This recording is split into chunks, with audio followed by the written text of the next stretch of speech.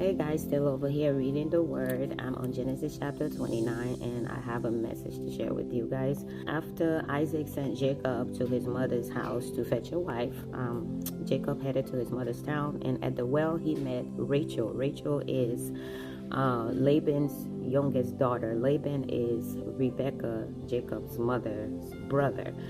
He fell in love with Rachel and he went to Rachel's father's house, Laban, and asked him to work for 7 years to be able to get married to Rachel. So he worked for the 7 years. When the 7 years was over, that evening, Laban, the father, had a feast, and then instead of sending Rachel in to, Jacob to do his thing, he sent Leah instead, Rachel's older sister. In the morning, Jacob realized that it was Leah instead, and he said, "What have you done? I worked these 7 years to marry Rachel instead."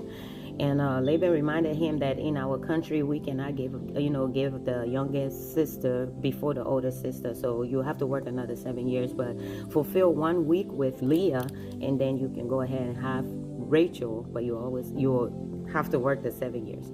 So they agreed, and Jacob went ahead and did that anyways. But at the end of the day, in chapter 31 here, it says that when the Lord saw that Leah was hated, he opened her womb and Rachel's womb was closed. Okay, so basically Jacob really didn't, he didn't love Leah, he loved Rachel. So God saw that, Leah was hated, so God blessed Leah with a child.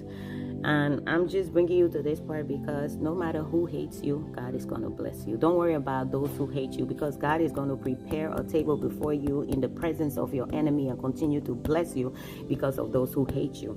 And then in chapter 32, it said that, "And Leah conceived and bare a son, and she called his name Reuben, for she said, Surely the Lord had looked upon my affliction.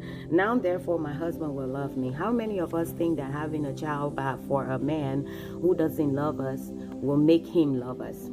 What God has set in stone cannot be altered by our own thinking and desires. God said in his word that a man will leave his parents' house and cleave unto his wife. He who finds a wife finds a good thing and retains favors. So you having a child for a man is not going to change anything if he hasn't chosen you. Don't make that mistake of leaning on your own understanding when it comes to, a man loving you. If he hasn't chosen you, he's not going to love you just because you had a child for him.